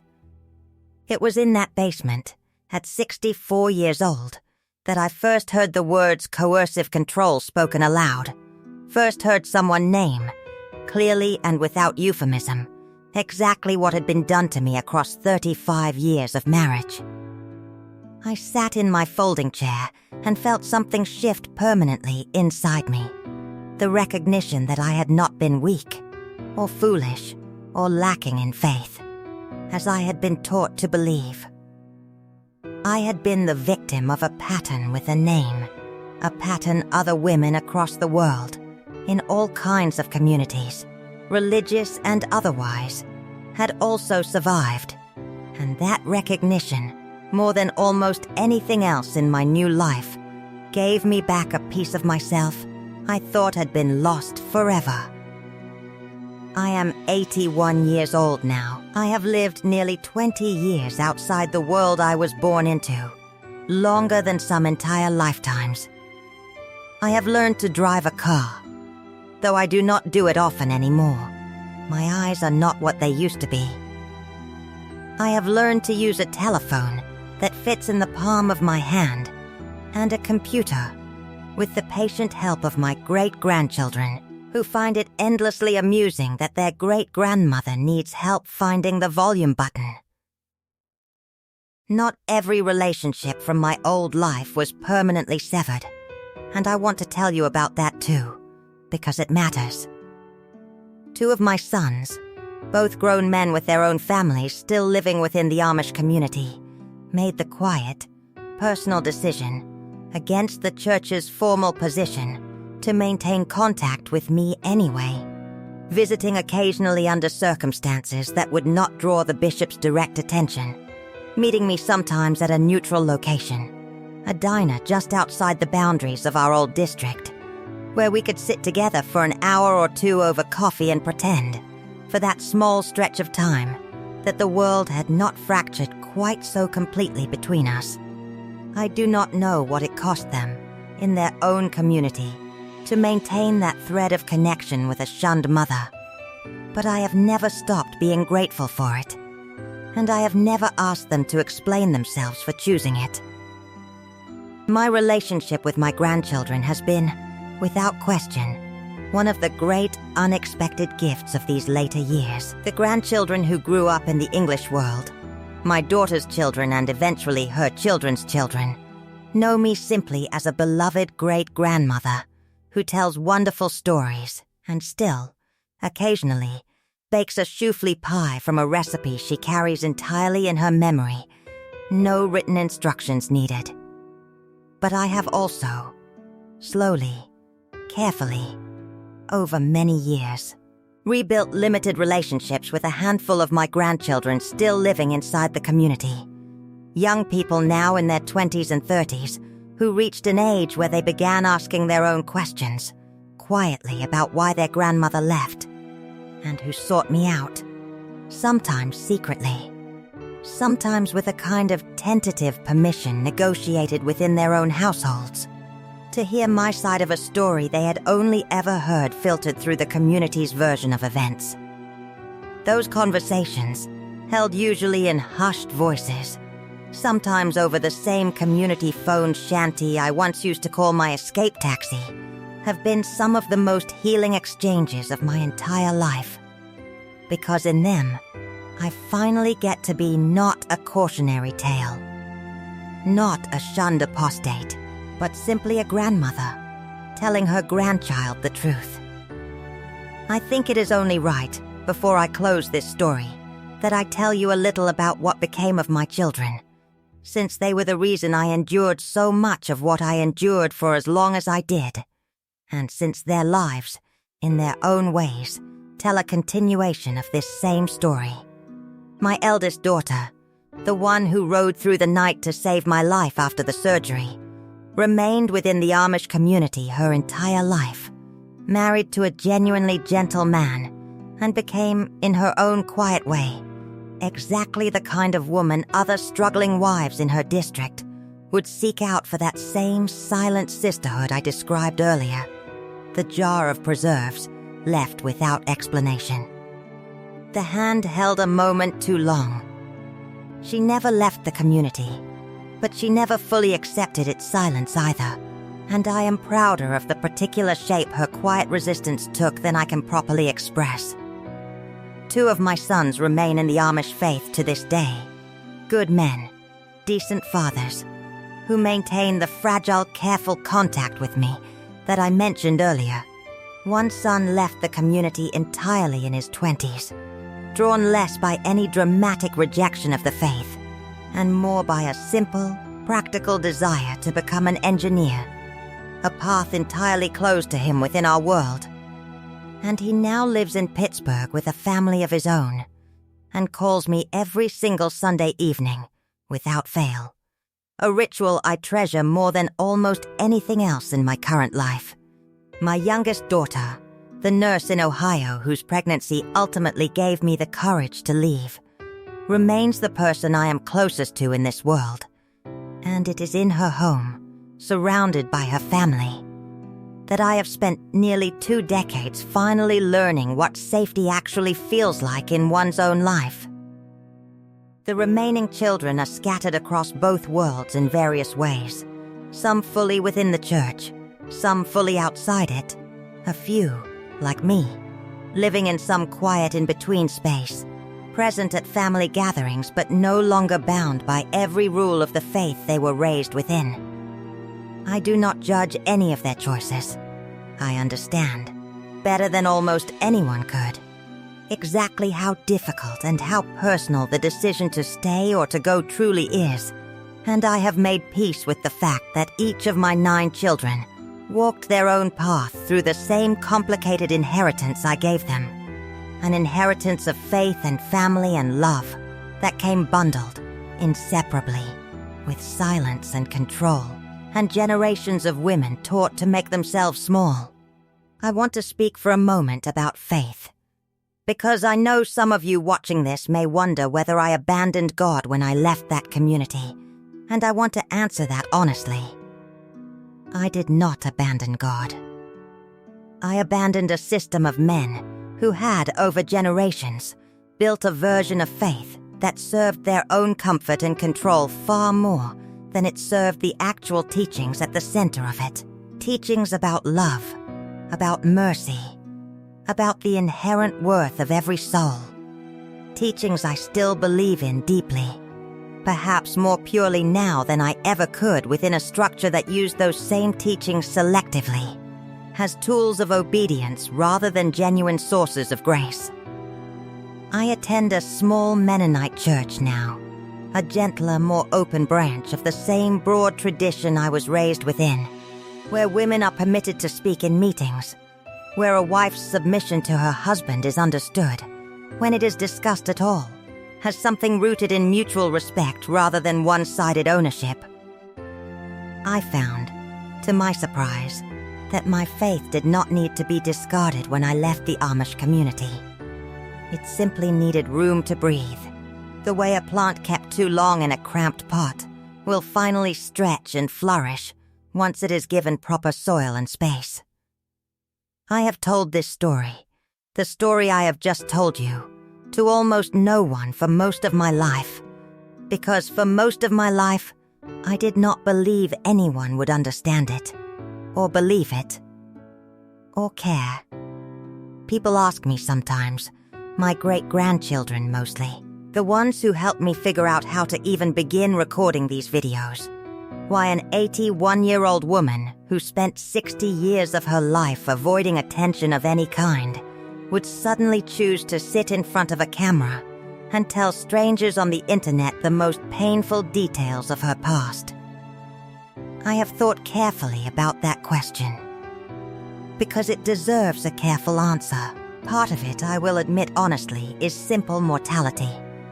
I am 81 years old, and I understand, in a way that perhaps only a person my age can truly understand, that the years remaining to me are numbered in a way that makes every one of them feel urgent, feel precious, in a manner they did not feel when I was 30, or 50, or even 70.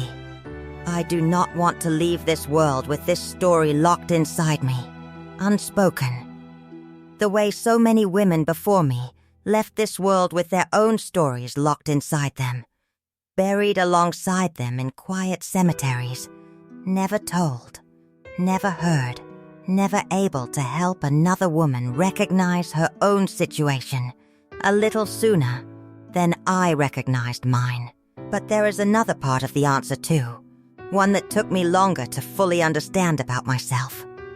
I have come to believe over these last nearly 20 years since I left that stories like mine are a form of medicine, not just for the people who hear them and recognize themselves in them, though that matters enormously, but also for the person telling them. Every time I sit down and speak these memories aloud, something in me continues the work of healing that began the day I stepped off that bus in Ohio and into my daughter's arms. The silence I lived inside for 60 years was not simply an absence of words. It was an active wound, one that required speech, eventually, to finally begin closing properly. I am telling this story on a screen that reaches people I will never meet, in countries I will never visit, and there is something almost miraculous to me about that. An old Amish woman's voice, traveling further than she herself ever traveled in the first 63 years of her life, when the boundaries of my entire existence were measured in the distance a horse and buggy could comfortably travel in a single day. I am telling it now because I have decided, in these last years I have left, that silence has taken enough from me. It took my 20s and my 30s, and most of my 40s. It took relationships with my own children during years when the community's rules mattered more to me than honesty mattered. It took, for far too long, my own understanding of what I was entitled to as a human being, not as a wife, not as a woman, but simply as a person, deserving of safety, deserving of the right to say no and have that no honored, deserving of a body that belonged to no one but myself. I think often, these days, about what I would say to the 17-year-old girl sitting in that front room while Amos and my father discussed my future as though I were not present at all. I would tell her that her instincts, even the ones she did not yet have words for, the small discomfort she felt but could not name, were worth trusting far more than she had been taught to trust them. I would tell her that a community's approval is not the same thing as safety, that a bishop's blessing is not the same thing as God's protection, and that the two can look identical from the outside while being worlds apart in truth. I would tell her that her body was always, from the very beginning, entirely her own, regardless of what any man, any elder, any tradition told her, and that no marriage vow, however solemnly spoken, transforms a woman into property. I think, too, about what I would say to myself at 39, lying in that bed after the surgery, already sensing the storm building in the man across the room from me. I would tell her to trust that fear completely, to let it move her feet toward the door that very week, rather than waiting 11 more years. Though I understand now, with the compassion I could not offer myself back then, that she did not yet have anywhere to run to, that the world had not yet built the doors that would eventually open for her, and that she survived using every resource actually available to her at the time, which is all any of us can ever truly do. I have thought a great deal in these later years about the particular mechanisms that kept me trapped for so long, because I think understanding them clearly is the only way to help other women recognize the same patterns earlier in their own lives, before decades pass the way they passed for me. It was never simply fear of physical violence, though that fear was real and, as you have heard, well-founded. It was something more thorough than that, a complete architecture of dependency, built brick by brick across a lifetime. Financial dependency, since I had no independent income and no legal claim to property. Social dependency, since my entire network of relationships existed within a community that would turn against me the moment I stepped outside its rules. Spiritual dependency, since I had been taught from infancy that questioning my husband's authority was equivalent to questioning God himself. And perhaps most powerfully, dependency built from simple unfamiliarity. Because I genuinely did not know, for most of my life, that another way of living was even possible, had never seen it modeled, had never been told it existed as an option available to someone like me. If you are a young woman watching this, in any culture, any faith, any country, and you find yourself in a relationship where your no is met with coldness, punishment, or violence, I want you to hear this from someone who has lived through the entire arc of that experience and come out the other side. That pattern will not improve on its own. It did not improve for me across 35 years, and I have talked with enough women since leaving my old life to know with certainty that my experience was not unusual. It typically deepens, slowly, the same way a small crack in a foundation widens gradually until the whole structure is compromised. Please do not wait as long as I did. Please look for the resources that exist now, that did not exist for me. Hotlines, shelters, advocates, laws that, however imperfectly enforced, at least acknowledge on paper that your body belongs to you and that violence within marriage is still violence. I did not have those resources. You very likely do, even if it does not always feel that way. And I am asking you, as an old woman who would give almost anything to have had them herself, to use them. If you are an older woman watching this, someone who has perhaps lived inside a difficult marriage for years or decades already, someone who thinks it is too late for her, too much time has passed, too many choices have already been made, I want to tell you directly that I left at 63 years old, an age most people consider well past the age for starting over. And it was, without any exaggeration, the best decision of my entire long life. It is never too late to choose yourself. It is never too late to walk toward a door, even one you cannot fully see the other side of yet. I promise you, whatever waits on the other side of that door, even uncertainty, even hardship, even the grief of relationships lost, is survivable in a way that staying, for me, very nearly was not.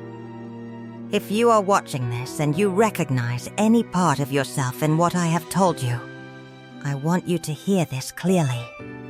From an old woman who has lived through the very worst of it and come out the other side. Your no matters. It does not matter whether the person you are refusing is your husband, your partner, or anyone else who believes they are entitled to your body regardless of your own wishes. No is a complete sentence, and no punishment that follows a rightful no is ever justified, no matter what community, what religion, what tradition tells you otherwise. Let me tell you a little about what an ordinary day looks like for me now, at 81, because I think it matters, after telling you so much darkness, that you also know what the other side of it looks like. I still wake early, old habits it seems, never fully leave a person, though I no longer rise before dawn out of necessity, only because my body has simply grown accustomed to greeting the day early. After 8 decades of practice, I have a small garden behind my daughter's house, much smaller than the fields I once tended, but mine entirely, planted with tomatoes and beans and the same variety of zinnias my own mother used to grow along our farmhouse fence when I was a girl. I spend my mornings there most days when the weather allows it, my hands in the soil, and I find that gardening remains one of the few threads connecting my old life to my new one that I have never wanted to sever, because the earth itself, unlike so much else in my past, never asked anything of me but honest care in exchange for honest growth. In the afternoons, I often sit with my great-grandchildren when they visit after school, and I tell them stories. Not always the difficult ones, more often simply stories about the world I grew up in, the horses, the quilting, the enormous gardens, the particular joy of a barn raising when an entire community came together in a single day to build something that would stand for generations. I want them to understand that the world I came from held genuine beauty alongside its darkness, that I do not hate the culture that raised me, even as I refuse any longer to accept the parts of it that nearly destroyed me. My great-granddaughter, the same one born 3 weeks after I arrived in Ohio all those years ago, is 19 now, studying to become a teacher, and she is the one who first suggested I start recording these videos, sitting beside me with her phone, showing me, patiently, how the camera worked, how to speak clearly enough for the microphone to capture my voice. I asked her once why she thought anyone would want to listen to an old woman's memories, and she looked at me with such certainty in her young face and told me that everyone wants to hear the truth from someone who lived it, especially a truth that most people never get to hear at all. I have thought about her words many times since, every time I sit down to record one of these stories for you.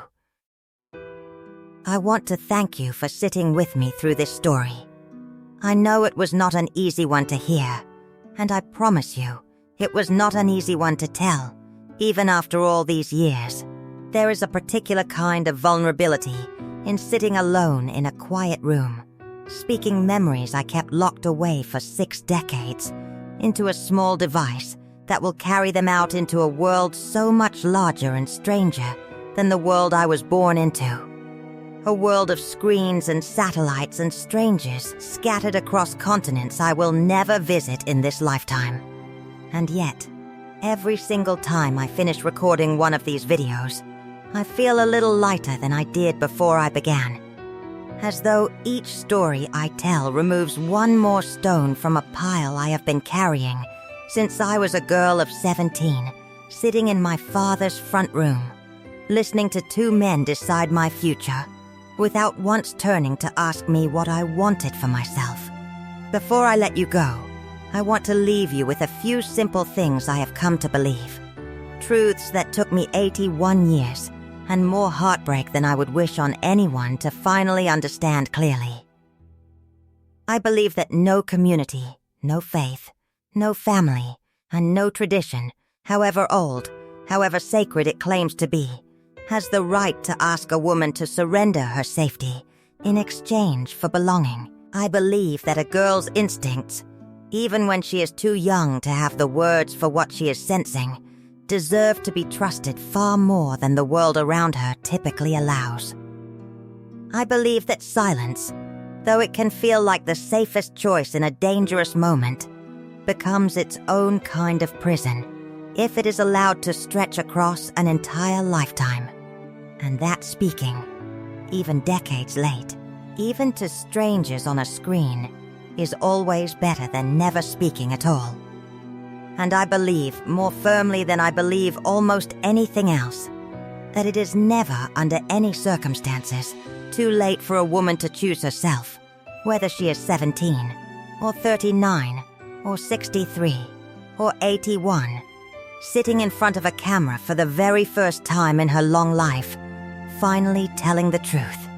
If this story moved you, if it made you angry on my behalf, if it made you think of your own grandmother, or your own mother, or perhaps even yourself, please like this video, because it helps other people find it, and there are more women out there who need to hear that they are not alone in what they have survived. I want to tell you about the day I got my driver's license at 66 years old, because it remains, even now, one of the proudest days of my entire life, prouder in some ways than either of my wedding days. Which I suppose tells you something important about how I have come to weigh the different achievements of a life. I failed the test the first time, nervous beyond anything reasonable for a woman who had once managed a 60-acre farm and raised 9 children, my hands shaking on the wheel of my son-in-law's car as the instructor made small notes on his clipboard. I passed on the second attempt, 3 weeks later, and when I walked out of that testing center, holding a small plastic card with my own photograph on it, my own name, no husband's name attached to define who I was, I sat in the parking lot and cried for a good 10 minutes before I felt steady enough to drive myself home. That small plastic card represented something I had never once been permitted in 66 years of life. Complete, independent mobility. The ability to go where I wished, when I wished, without asking anyone's permission or waiting for anyone's schedule to align with my own needs. I opened my first bank account entirely in my own name around that same time, transferring the money from the tin I had hidden beneath the floorboard for so many years, money that had traveled with me across state lines, folded carefully into the bottom of my single small bag. The teller, a young woman who could not have been older than 25, asked me routine questions. My address, my social security number, questions I answered with a strange mixture of pride and lingering fear, half expecting some authority to appear and tell me I was not permitted to have money that belonged to no husband, no father, no bishop, only myself. Nothing of the sort happened, of course. She simply printed my new account information, slid it across the counter, and wished me a good afternoon.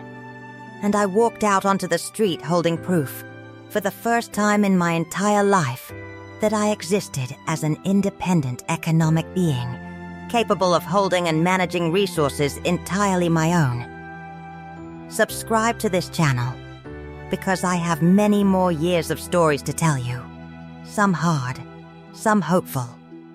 And I want you walking alongside me for all of them. I want to tell you one more small thing before I move toward closing this story, because it matters to me, even though it may seem like a small detail set against everything else I have shared with you. I taught myself to read for pleasure for the first time in my life after I left the community, something that had never once occurred to me as a possibility during all my years inside it, where reading beyond scripture and the occasional approved farming almanac was viewed with quiet suspicion, another form of worldly vanity that might lead a mind astray from its proper duties. My daughter brought home a library card for me during my first month in Ohio, and I remember standing in the small local library, overwhelmed by the sheer number of books lining the shelves. Thousands upon thousands of stories written by people whose lives looked nothing like mine. And yet, again and again, as I began slowly working my way through novels and memoirs, and eventually books specifically about the psychology of coercive control and domestic abuse, I found pieces of my own experience reflected back at me from women across centuries and continents who had never met me and never would.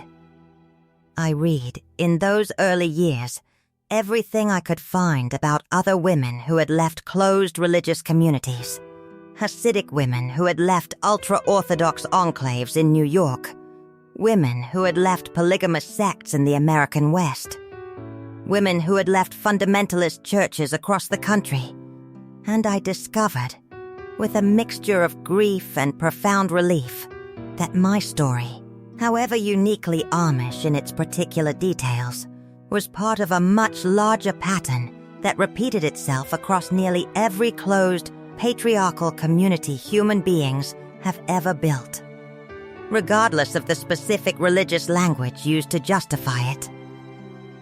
This reading, more than almost anything else, helped me finally release the shame I had carried privately for so long, the quiet belief that something had been uniquely wrong with me, or with my judgment, or with my faith, that had allowed this to happen to me specifically. It had not been about me at all. It had been about a system, replicated in different clothing across different cultures, and understanding that clearly, finally, at long last, was its own kind of liberation. There is one more memory I want to leave you with before I close. Something small that has stayed with me more vividly than almost anything else from these last 20 years. About a year after I settled in Ohio, I was sitting on my daughter's back porch on a warm summer evening watching fireflies rise up out of the grass the way they used to rise up out of the fields back in Pennsylvania when I was a girl. And I realized, quite suddenly, that I was humming, softly, without even meaning to, one of the old German hymns my own mother used to hum while she worked. I stopped myself at first, an old reflex of caution kicking in, some part of me still bracing for a sharp word telling me to quiet down, to save my breath for something more useful.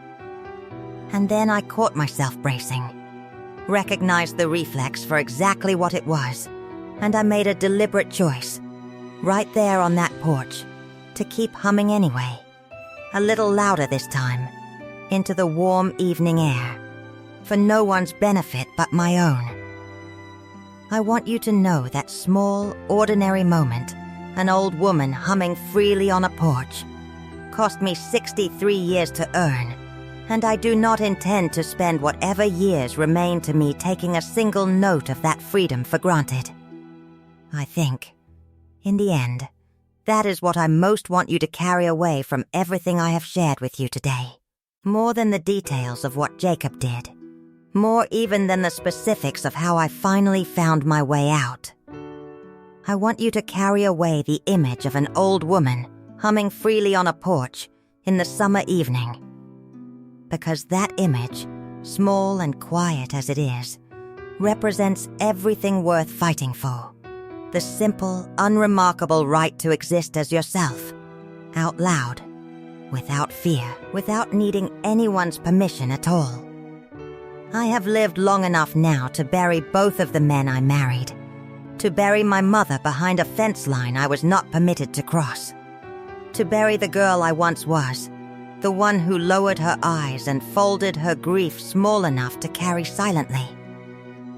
But I have also lived long enough to be born again, in a way, at 63 years old, stepping off a bus in Ohio into a life I had never once been told was possible for a woman like me. Both of those things are true at once, the burying and the being born again, and I have made my peace, finally, with carrying both of them together for whatever years I have left. I want to close by telling you plainly what I hope this story has given you. Whoever you are, wherever you are sitting as you listen to an old woman's voice coming through your screen, I hope it has given you permission, if you needed it, to trust the quiet, uncomfortable feeling in your own chest when something in your life does not sit right, even if everyone around you insists it should.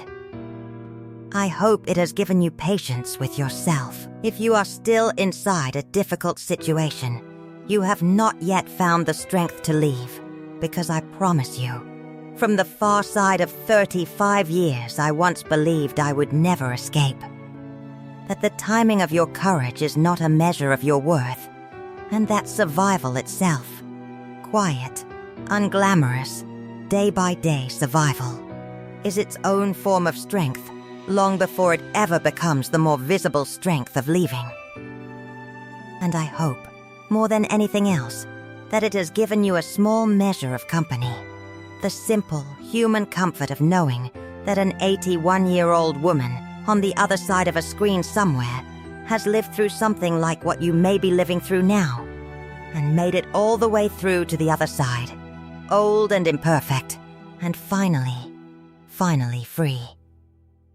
Before I say my final goodbye for today, I want to remind you once more, gently, the way I would remind one of my own granddaughters, that whatever you are carrying right now, whatever silence you may be sitting inside, you are not required to carry it alone, and you are not required to carry it forever. There are people waiting to hear you, the way strangers across the world have waited, without ever knowing it, to hear an old Amish woman finally break her own silence after 81 years. Your voice, whenever you are ready to use it, matters exactly as much as mine does. I sometimes imagine, in these quiet later years, All the places my voice might be traveling to that I will never see with my own eyes. Cities I only know from the names my great-granddaughter reads aloud from the comment section. Countries whose languages I cannot speak, whose customs I cannot fully picture, and yet somewhere in each of those places, perhaps, sits another woman who recognizes some piece of herself in the story of an old Amish widow she will never meet in person. I think of my own mother sometimes, when I imagine this. My mother who died believing, as far as I know, that a woman's suffering was simply the price of faithfulness, a price she paid without complaint across her entire life.